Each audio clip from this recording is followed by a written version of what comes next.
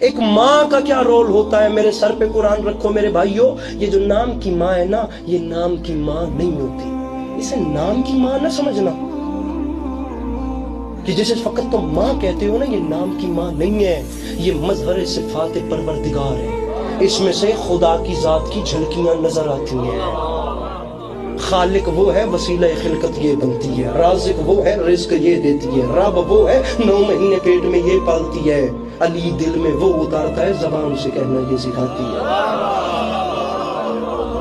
یہ نام کی ماں نہیں ہے۔ تو ماں باپ کو کبھی جھڑکو نہیں۔ قیامت کے دن ایک بندے کے اعمال نامے کو جب میزان میں رکھا جائے گا، نیکیاں بے پناہ ہوں گی، لیکن اچانک اس کے گناہ کے پلڑے کے اندر ایک پرچہ رکھا جائے گا جس کی وجہ سے نیکیاں کم ہو جائیں گی، گناہ زیادہ ہو جائیں گے۔ حکم ہوگا اسے جہنم میں ڈال دو۔ وہ کہے گا مولا اس پرچے میں کیا تھا؟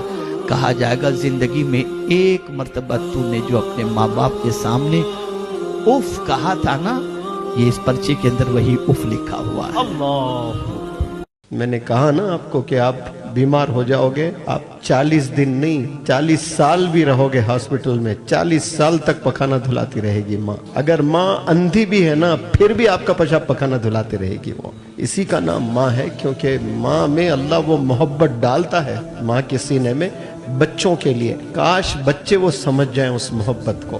جوانی میں جو لو ہو جاتا ہے نوجوان بچے بچیوں کو، اس محبت کو تو سمجھ پا رہے ہیں آپ لوگ؟ جب لائف پارٹنرز بنانے کی کوشش کرتے ہیں وہاں تو محبت کو سمجھ رہے ہیں، لیکن ماں کی محبت کو بھی تو سمجھو نا آپ لوگ، جو اللہ مثال لے رہا ہے۔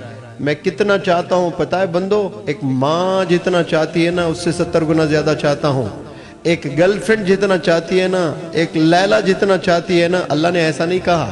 کیا مثال لی اللہ نے؟ ماں کی مثال لی، اور اس ماں کی محبت کو آپ لوگ سمجھ ہی نہیں پا رہے ہیں۔ عجیب حال ہے نوجوان بچیوں کا، نوجوان بچوں کا۔ قرآن مجید میں 5 جگہ اللہ کے حق کے بعد فوراً والدین کا حق ہے۔ وَقَضَىٰ رَبُّكَ أَلَّا تَعْبُدُوا إِلَّا إِيَّاهُ وَبِالْوَالِدَيْنِ إِحْسَانًا۔ تیرے رب نے فیصلہ کر دیا ہے کہ اس کے سوا کسی کی بندگی نہیں کرو گے، اور والدین کے ساتھ نیک سلوک کرو گے۔ اللہ کے حکم کے بعد، اللہ کے حق کے بعد والدین کا حق ہے۔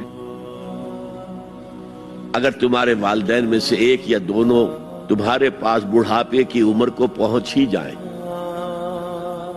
انہیں کبھی اف تک نہ کہنا، دل نہ توڑنا ان کا، چھاتی چوڑی کر کے بات نہ کرنا، ان سے کندھے جھکا کر بات کرنا، ادب سے گفتگو کرنا۔